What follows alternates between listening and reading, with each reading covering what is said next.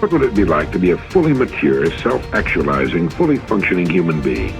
This is the ideal, busy, happy person with all his faculties smoothly functioning in perfect cooperation. No wars going on inside, no hang-ups, no neuroses. The ideal productive person. These self-actualized people are more accurate in their prediction of future events. They see more fully, and their judgment extends to an understanding of art, music, politics, and philosophy. Yet they have a kind of humility, the ability to listen carefully to others, to admit they don't know everything, and that others can teach them. It's so important for you and me to be stretched beyond where we are. It's too easy to just comfortably sit and stop growing. It often doesn't seem to be that necessary to make the push, to make the effort to learn and to grow and to challenge yourself. But let me give you something to think about. The last few years of the 20th century are going to demand a lot more mental vigor and mental activity. The competition and complications of life are going to truly challenge the full capacity of our mentality. So, stretch your mind. What we encounter in the physical world appears to be but a manifestation of invisible cause. The distinguished psychologist and incidentally the inventor of the famous lie detector, William Moulton Marston, wrote, "For years as a psychologist, I've sought in the careers of great and everyday people the inner springs that make for successful living. There are two which seem to me of prime importance. The first is plain old hard work, governed by cool, logical thoughtfulness. The other is sudden, warm, impulsive action." From birth up until the time we are about 18, our learning curve is dramatic, and our capacity to learn during this period is just staggering. We learn a tremendous amount, very fast. But guess when this learning curve starts to taper off? Here's where it usually levels off. When we get our first job, if there are no more exams to take, if there's no demand to get out paper and pencil, why read any more books?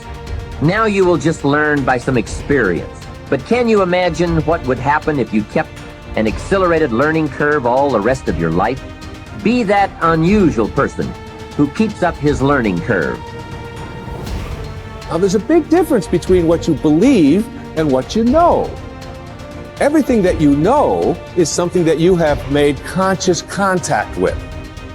So there's nobody out there watching, there's nobody in this world who knows how to swim, who learned it by somebody else telling them that you can swim, or by watching Mark Spitz go through the water, or by observing other people doing it. You may remove some of the doubt, but you will never know how to swim until you get in the water and blubber around a few times and then do it. And then you'll have a knowing, and that knowing is something that you'll never lose. Succeeding in life is not usual. It's unusual. You need to develop some unusual habits to earn the outstanding rewards. The subconscious mind and wealth. The trouble with most people is that they have no invisible means of support when business falls away, or the stock market drops, or they lose their investments. They seem helpless. The reason for such insecurity is that they do not know how to tap the subconscious mind. They are unacquainted with the inexhaustible storehouse within. A man with a poverty-type mind finds himself in poverty-stricken conditions.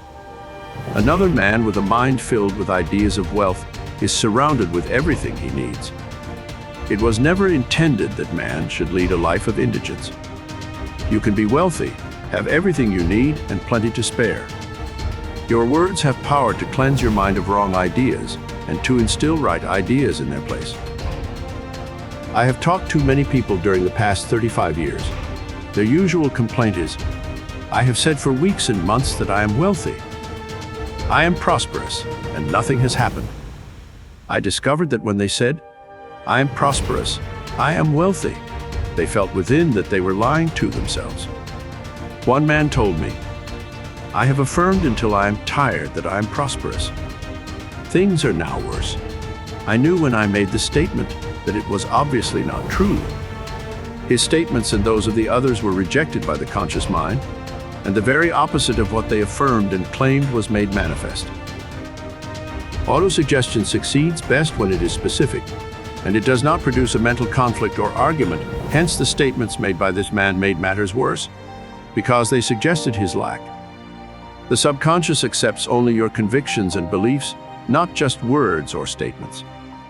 The dominant idea or belief is always accepted by the subconscious mind. The following is a way to overcome this conflict for those who have this difficulty. Make this practical statement frequently, particularly prior to sleep. By day and by night, I am being prospered in all of my interests. This will not arouse any argument, because it does not contradict the subconscious mind's impression of financial lack. I suggested to one businessman whose sales were very low, and he was greatly worried, that he sit down in his office, get quiet, and repeat this statement over and over again. My sales are improving every day. I am advancing, progressing, and getting wealthier every day. This statement engaged the cooperation of the conscious and subconscious mind. Results followed.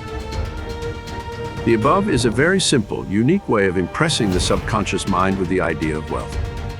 Perhaps you are saying as you read this chapter, I need wealth and success. This is what you do.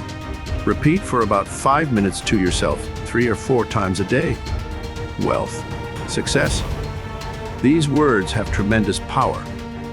They represent the inner power of the subconscious mind.